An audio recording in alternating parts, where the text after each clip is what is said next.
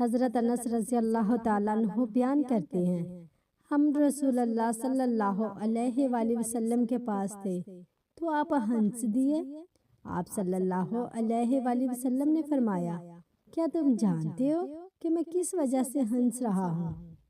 حضرت انس رضی اللہ تعالیٰ عنہ بیان کرتے ہیں، ہم نے کہا اللہ اور اس کے رسول بہتر جانتے ہیں۔ فرمایا، بندے کے اپنے رب سے مخاطب ہونے سے وہ عرض کرے گا، رب جی کیا آپ مجھے ظلم سے نہیں بچائیں گے؟ فرمایا، وہ رب تعالیٰ فرمائے گا کیوں نہیں، ضرور۔ فرمایا، وہ عرض کرے گا میں اپنے خلاف صرف اپنی نفس ہی کی گواہی قبول کروں گا۔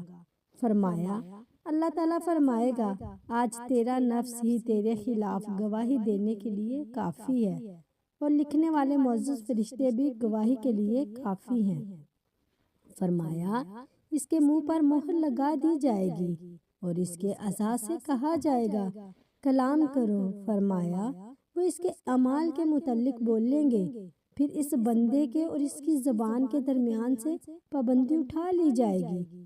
فرمایا، وہ اپنی زبان سے بول کر کہے گا تمہارے لیے دوری ہو اور ہلاکت ہو، میں تو تمہاری ہی طرف سے جھگڑا تھا۔